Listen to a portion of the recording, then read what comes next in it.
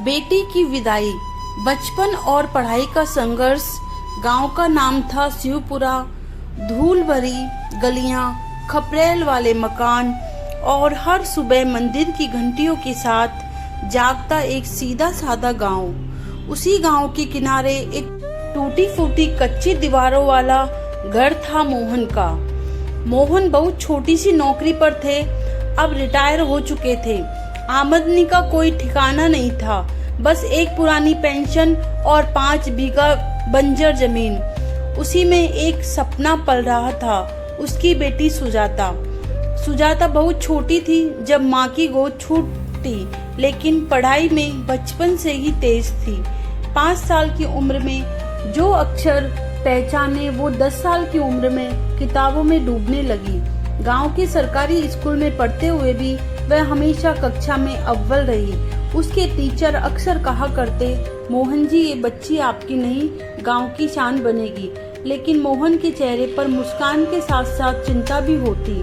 शान बनेगी तो अच्छा है मास्टर जी, पर इसे पेट भर रोटी, किताबें और आगे की पढ़ाई का खर्चा कौन देगा?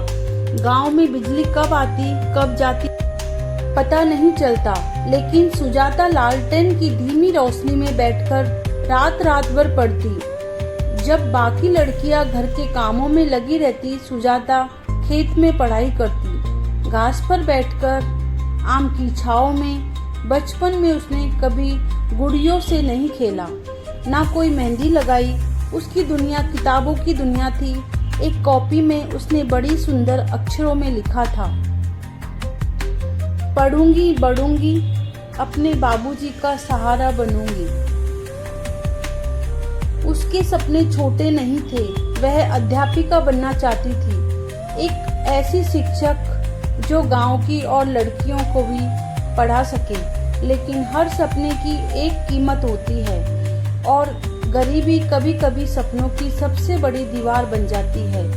मोहन ने कभी अपनी बेटी के सपनों को ना नहीं कहा, लेकिन जब सुजाता ने इंटर टॉप किया और कॉलेज जाने की बात की, तब उन्होंने चुपचाप अपनी पुरानी घड़ी और माँ की साड़ी गिरवी रख दी। ये साड़ी मेरी नहीं है बाबूजी, सुजाता ने रोते हुए कहा। अब तू ही तो मेरी माँ भी है, जा पढ़ ले, शायद तेरे लिए ही भगवान का दरवाजा खुल जाए। पिता की बेबसी और समाज के ताने।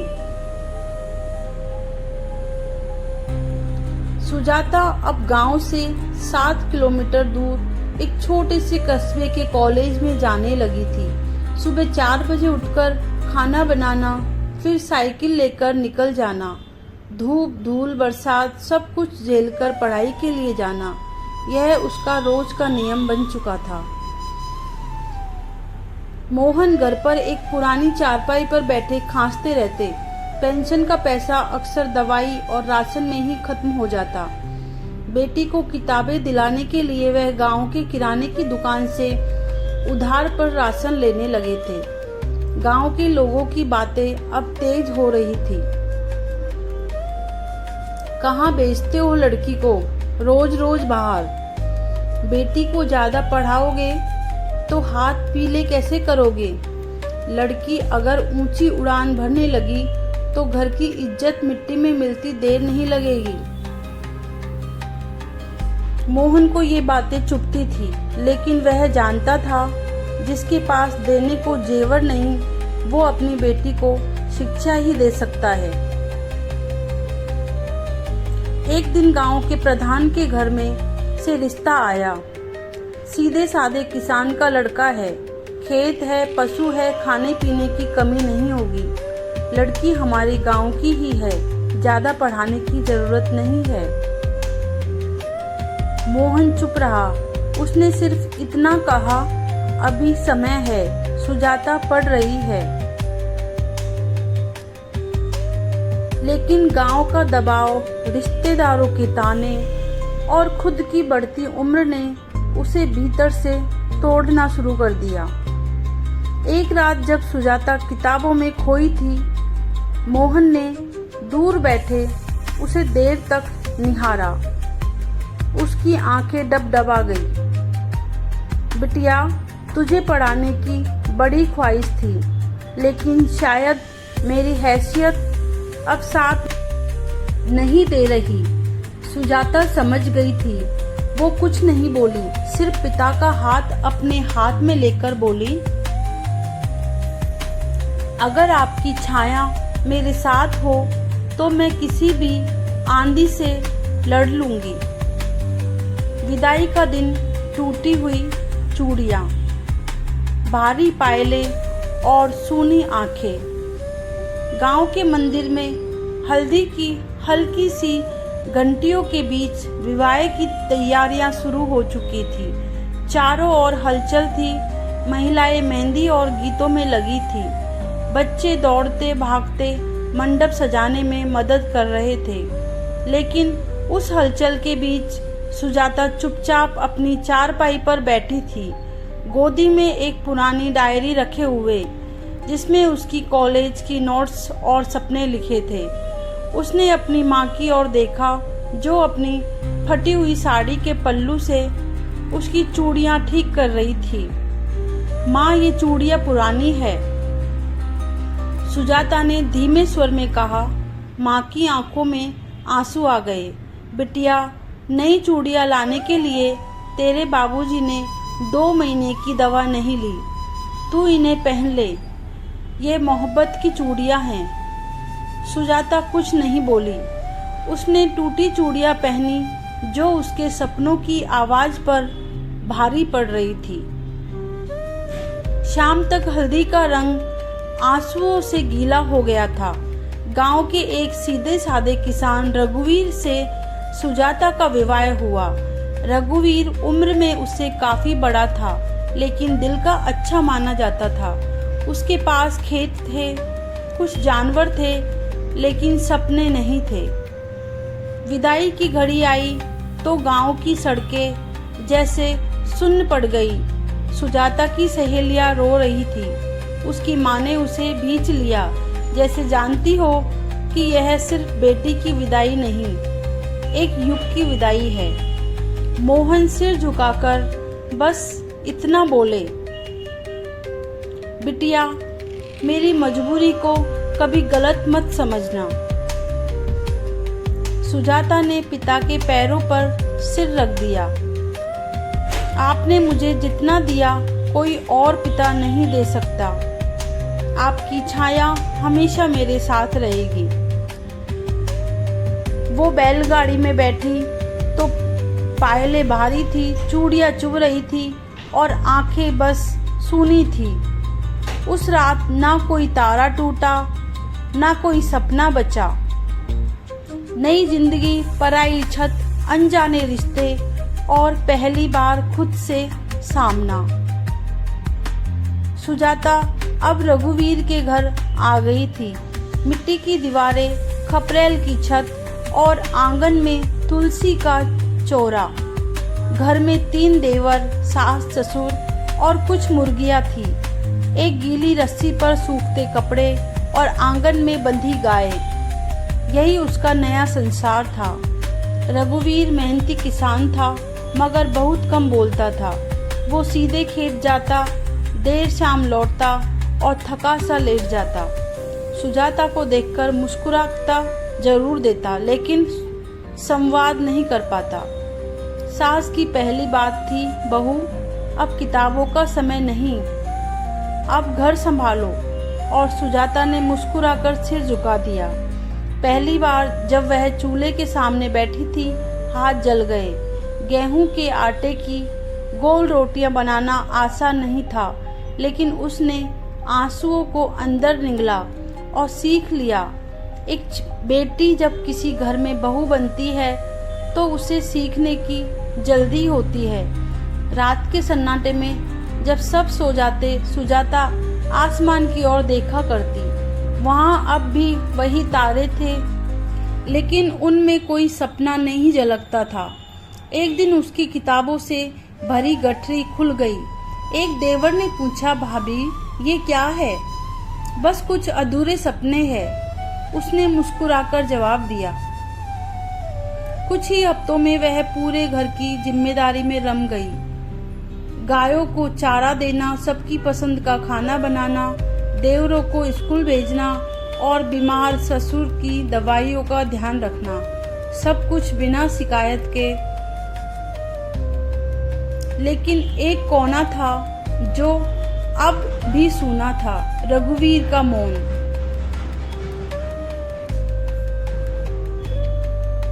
एक शाम जब वह खेत से लौटा, उसने धीरे से कहा, मैं जानता हूँ तुम यहाँ बंद हो गई हो, लेकिन मैं चाहता हूँ कि तुम खुलो। अगर कभी कुछ कहना चाहो तो कह देना। सुजाता की आंखें नम हो गई। इतने दिनों में पहली बार उसे किसी ने उसकी आवाज लौटाई थी। उस रात सुजाता ने अपनी डायरी में लिखा, नया घर है पर मैं अब इस घर को अपना बनाऊंगी, अपने तरीके से, अपने दर्द के साथ। अचानक छाया अंधेरा, विधवा की चुप्पी और समाज की कठोरता। सावन का महीना था, खेतों में हरियाली थी और घर में चूल्हे पर पहली बुट्टियां सिक रही थी। सुजाता का मन अब थोड़ा स्थिर हो चला था। वह पूरे घर को जैसे अपने हाथों की रेखाओं में समेट चुकी थी। हर देवर का स्वभाव समझ लिया, सास की दवाइयों का समय याद कर लिया था और रघुवीर के मन के मौन को भी अब थोड़ा पढ़ने लगी थी। लेकिन कभी कभी किस्मत भी वही तोड़ती है जिसे उसने खुद सजोया हो। एक रात रघुवीर खेत से नहीं लौटा। सुजाता की आंखों में चिंता थी। वह रात भर चौखट पर बैठी रही। अगली सुबह गांव के 2 लोग खेत से लौटे। उनके चेहरे पर चुप्पी थी, लेकिन आंखों में तूफान था। बौजी, रघुवीर भैया नहीं रहे। एक बिजली सी गिरी थी उस आंगन में।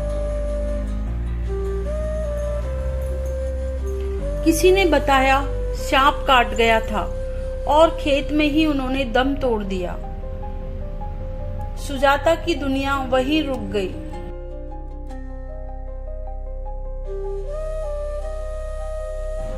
रघुवीर की देह जब घर लाई गई, सुजाता पत्थर बन चुकी थी। रो भी नहीं सकी, बस उनके पैरों के पास बैठी रही, जिन पैरों की मिट्टी से वह अब जुड़ने लगी थी, वही अब मिट्टी में मिलने जा रहे थे। अगले दिन गांव में सन्नाटा था, लेकिन सुजाता के मन में शोर। वह विधवा हो गई। अब उसे रंग नहीं पहनने, उसे बाल नहीं संवारने, उसे अब मंदिर नहीं जाना। हर कोई जैसे नियमों की गिनती कर रहा हो, लेकिन किसी ने नहीं पूछा कि सुजाता जिंदा कैसे रहेगी। सास ने उसके हाथ से कंगन उतरवा दिए, सिंदूर पोंछ दिया गया। देवरों ने नजरें झुका ली। जो भाभी अब माँ जैसी थी, उसे अब समाज ने अपवित्र कह दिया। रात में जब सब सो गए, सुजाता आंगन के कुएं पर बैठी रही। उसने अपनी डायरी खोली और लिखा, मेरे सपने पहले टूटी चूड़ियां में गुम हो गए थे। अब मेरी पहचान इस चुप्पी में खो गई है।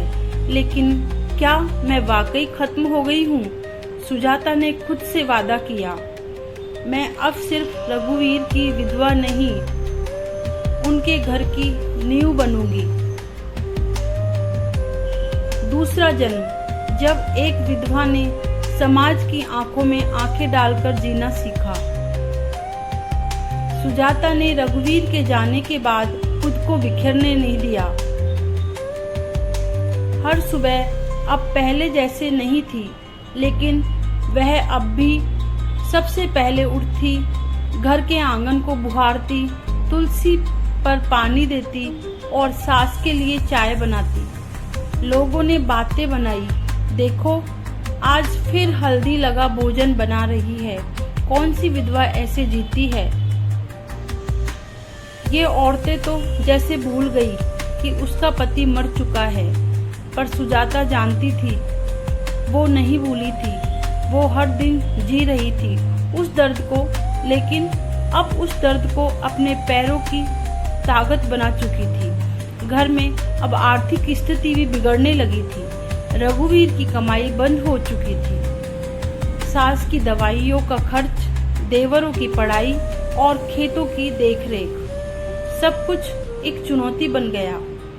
सुजाता ने फैसला लिया वो सिलाई करेगी। रघुवीर की पुरानी सिलाई मशीन को झाड़ पोंछकर बैठ गई। पहला ऑर्डर आया एक गांव की दुल्हन की साड़ी की फॉल सिलाई का। लोगों ने तब भी ताने दिए, अब विधवाएं दुल्हन के कपड़े भी सिलने लगी, कुछ तो शर्म रखो। लेकिन सुजाता ने मुस्कुराकर कहा, शर्म तो अब आती है जब घर में भूख लगती है और हाथ खाली होते हैं। धीरे धीरे उसका काम बढ़ा। लड़कियां उससे कुर्तियां सिलवाने लगी। कुछ ही महीनों में उसने गांव के कोने में एक छोटा सा सुई धागा केंद्र खोल लिया, जहां वो न सिर्फ खुद काम करती बल्कि विधवा और बेसहारा महिलाओं को भी सिखाने लगी। अब गांव की बहुत सी चुप और टूटी औरतें वहां आकर हंसने लगी थी। उनकी सिलाइयों में अब दुख नहीं, आत्मविश्वास का टांका जा रहा था। एक दिन उसका छोटा देवर चिंटू स्कूल से दौड़ता हुआ आया।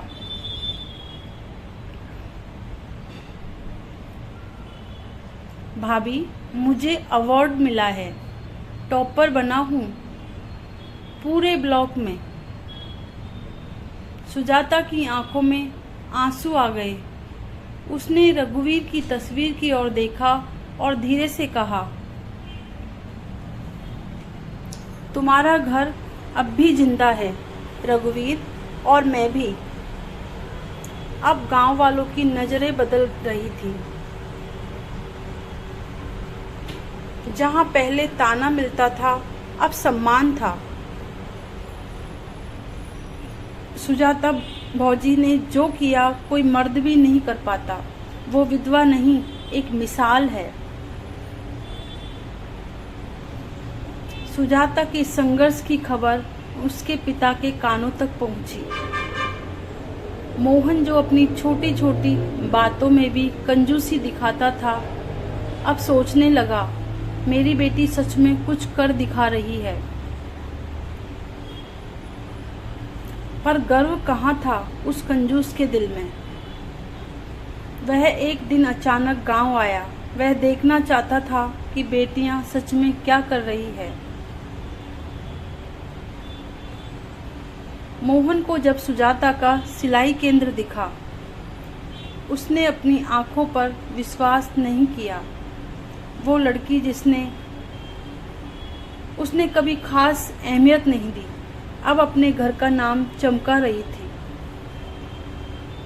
लेकिन वो मना भी नहीं कर पाया कि बेटी की मेहनत को नकार दे। सुजाता से मिलने के लिए वो आया तो सास और देवर ने उसका ठिकाना बताया। सुजाता के लिए ये बड़ा झटका था। पिता की उपस्थिति और पुरानी नाराजगी साथ साथ।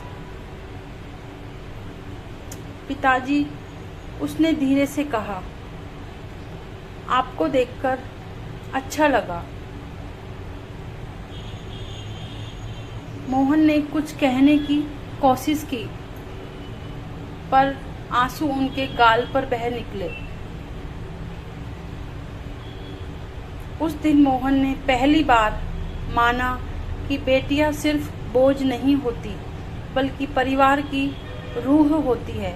वह खुद से वादा कर बैठा कि अब वह अपने गलत फहमियों को छोड़कर बेटी के साथ सही व्यवहार करेगा। सुजाता ने पिता के भरोसे को टूटने नहीं दिया। वह अपनी मेहनत अपनी ईमानदारी से धीरे धीरे अपने पिता का दिल जीतने लगी। अंत में जो दिन सुजाता ने हमेशा से चाहा था, जहां उसका परिवार उसके सपनों का सम्मान करे, वह दिन आने लगा था। जब बेटी बनी पूरे गांव की मां, सुजाता का दूसरा रूप पिता के मन में अब एक टीस थी। जिस बेटी को गरीबी में किसान के घर विदा किया, उसी ने आज पूरे खानदान का मान बढ़ाया।